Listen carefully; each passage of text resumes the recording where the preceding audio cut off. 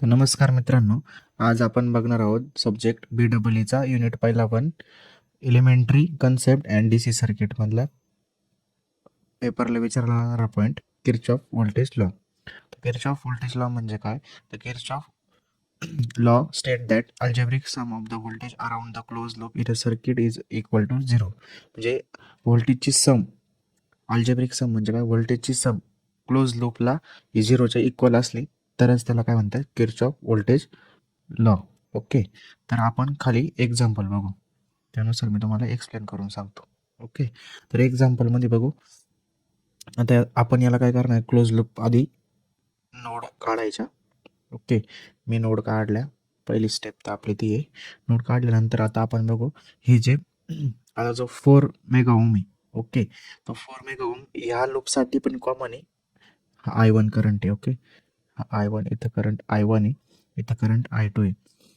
हा जो 4 mega ohm आहे हा करंट I1, 4 मेगा ओम आहे हा I1 साठी आणि I2 साठी, दोघांसाठी हा जो 4 मेगा ओम आहे तो कॉमन आहे. ओके, हा 8 व्होल्ट पण कॉमन आहे. बट आता हा कसा इकडून अँटी क्लॉकवाईज आहे I1 करंट, तो क्लॉकवाईज आहे म्हणजे साईन कोणतं आहे? Negative to positive. इकडे कोणतं? Negative to positive. जे व्होल्टेज असेल आधी काय करायचं? नोड ड्रॉ करायचा. नोड ड्रॉ करणे. दुसरं व्होल्टेजचे साईन बघून मग त्यांना त्याचं डायरेक्शन ठरवणे कसं आहे. ओके, आपण आता हा लूप 1 झाला. मी याला L इज इक्वल टू 1 देतो, याला L इज इक्वल टू 2 देतो. तर चला आपण फर्स्ट लूपला KVL अप्लाय करू. ओके, KVL अप्लाय करू फर्स्ट लूपला. अप्लाय केल्यानंतर आता इथं बघू, पहिल्यांदा आपल्याला काय आहे? 12. ओके, मग 12 आणि इथं I1, इथून ह्या रेजिस्टन्समधून I1 करंट फ्लो होतोय. इथं काय येईन? I1. ओके, त्यानंतर ह्या रेजिस्टन्समधून कोणतं होतं? इथं I2. इथं या रेजिस्टन्समधून इथं I1. इथं इथं 12 व्होल्ट आहे, हे व्होल्ट आहे. ओके, ह्या रेजिस्टन्समधून काय दोन्ही कॉमन होणार आहे, म्हणजे काय होणार आहे? 4I2 मायनस I1 हा करंट फ्लो होणार. ओके, तर आपण फर्स्ट KVL पहिल्या लूपला अप्लाय केला, त्याची डायग्राम आपण खाली काढून घेऊ. इथं किती आहे? Plus minus 4. Okay, volt. इथं 12I1, इथं 4, तर मायनस प्लस 8 व्होल्ट. त्याच्यानंतर हा लूप I1 करंट, इथं एक रेजिस्टन्स राहिला, इथं किती? 2 मेगा ओम, सॉरी 2 ओम, म्हणजे दॅट इज 2I1. ओके, आता करंट आपण अप्लाय केला. फर्स्ट करंट कसं जाईल? क्लॉकवाईज जाईल. ओके, क्लॉकवाईज म्हणजे कसं? असा जाईल. ओके, त्याच्यानंतर आपण फर्स्ट आता अप्लाय केल्यानंतर पहिल्यांदा काय येईल? 12I1 मायनस, आता इथं किती असा जातोय म्हणजे निगेटिव्ह टू पॉझिटिव्ह जातो, म्हणजे इथं आपल्याला किती घ्यावं लागेल? मायनस की प्लस? मायनस घ्यावं लागेल, कारण निगेटिव्ह टू पॉझिटिव्ह जातोय. इथं काय येईल? परत प्लस 4 इंटू, आता हा जो 4 ओम रेजिस्टन्स आहे हा दोन्ही लूपसाठी कॉमन आहे, त्यामुळे इथं I2 मायनस I1 घेऊ आपण. I2 minus I1. ओके, त्याच्यानंतर प्लस परत 2I1, कारण हा I1 साठीच आहे. नंतर इथं परत काय? मायनस असेल, minus 4 volt equal to 0. Okay,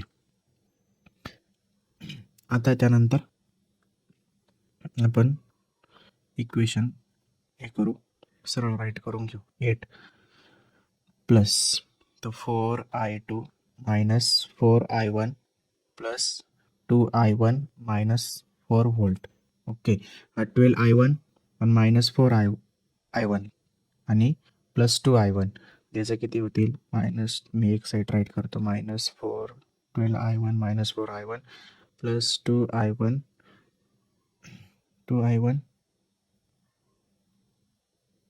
okay, plus 4I2 minus, हा मायनस 8 आणि minus 4, minus 8 minus 4 minus 12 volt. Okay, तर आता याची हे करू. ओके, 12 आणि 10, 12 आणि 2 किती केले? 14. 14 minus 4 equal to 10. I1 +4i2 -12. Okay, 12 volt. आता इक्वेशन आपण राईट करून घेऊ. जी कॉन्स्टंट टर्म आहे ती 0च्या इक्वल टू. हे झालं फर्स्ट इक्वेशन क्लोज लूप. हे लूप 1 साठी. आता लूप 2 साठी इक्वेशन बघू. नाव अप्लाय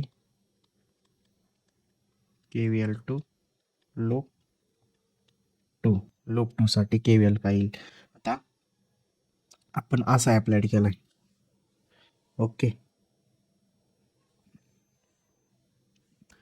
आता इथं पॉझिटिव्ह, आता इथं करंट कसं जातो बघा.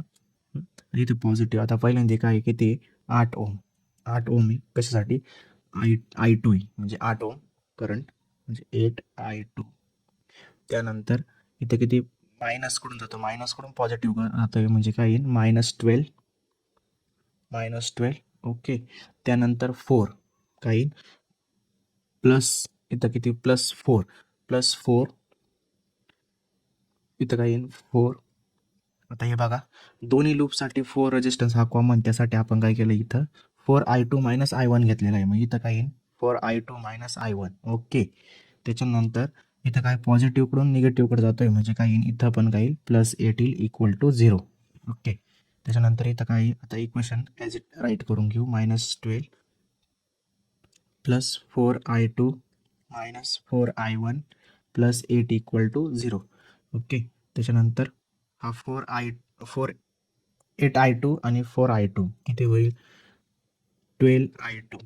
Okay, -4i1.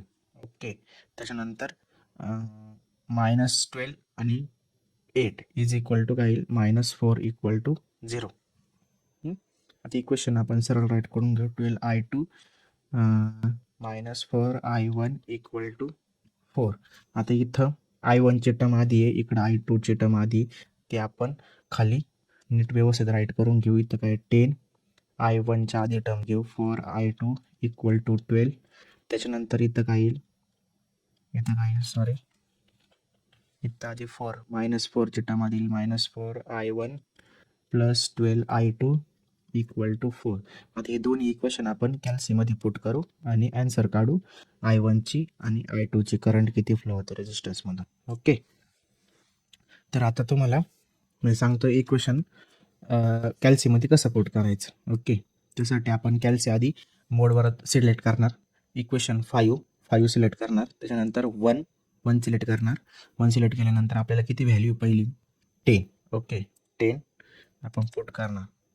ओके, त्यानंतर दुसरी व्हॅल्यू किती 4, आपण आधी 4 पुट करणार. ओके, इक्वल टू किती आहे 12 पुट करणार. ओके, त्यानंतर नंतर दुसऱ्या इक्वेशनची व्हॅल्यू किती -4.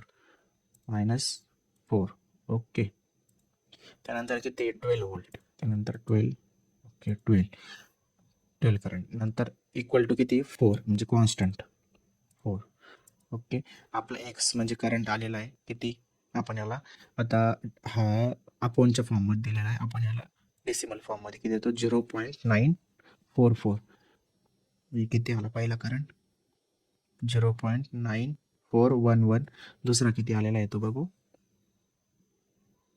दुसरा 0.6470. तर अशा प्रकारे आपण इथं इक्वेशन काढून कॅल्सीवर पुट करून आन्सर काढू शकतो.